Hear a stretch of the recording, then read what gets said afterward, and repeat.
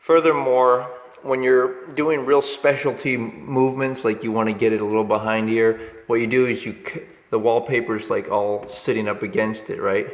Then you cut the corner and you want to cut it in a little bit. And then the same thing is with the paper, you cut it like an extra, there's an extra so you can tuck it in, right?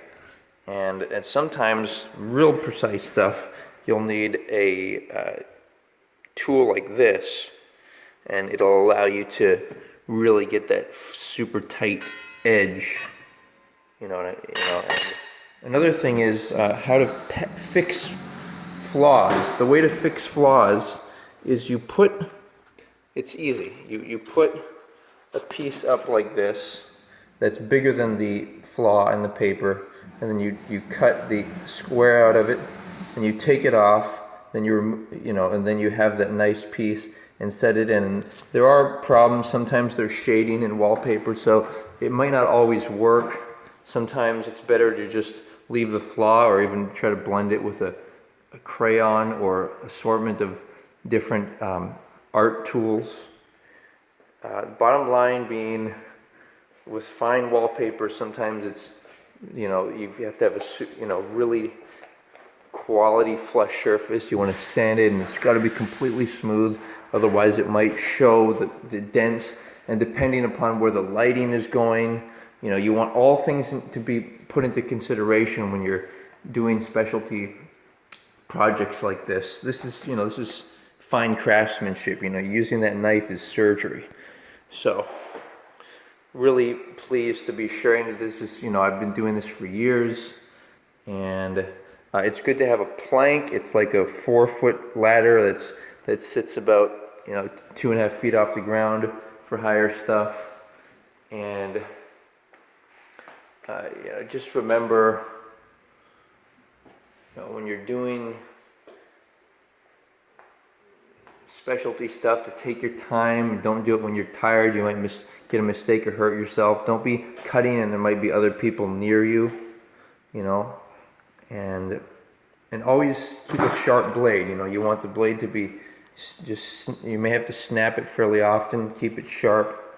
Don't press in too hard into the wall when you're cutting the double cut, quote unquote, because it might create a problem. But yeah, just get yourself going. Remember to use a sander. This is the one I recommend. You put it on a pole and you just scuff the whole wall. And always look for edges and imperfections. Either you need to mix up some 5-minute quick mud and do a quick fix, or have the other trade do it, the taper, because you don't want to be responsible for hanging good wallpaper, expensive wallpaper possibly, on an area that is not properly finished.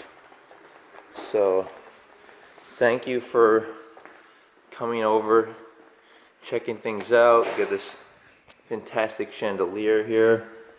Let's see if I can activate it. That would be fun. But this wallpaper was nice too. You can see it's just subtle elegance. Oh, there we go.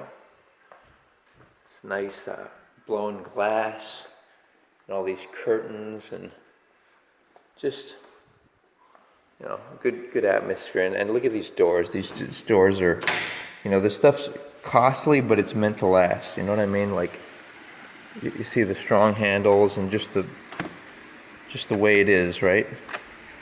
So like I said, this is, subtle elegance, costly, high quality, refined and contemporary living. And wallpaper is a big part of that. You can get lots of nice wallpaper, even just used as an accent wall, like on one wall to accentuate the rest of the house. Or, for example, in restrooms, they might put it at the back wall to create an effect, like this single wall here. But yeah, you guys take care. Thanks for tuning in.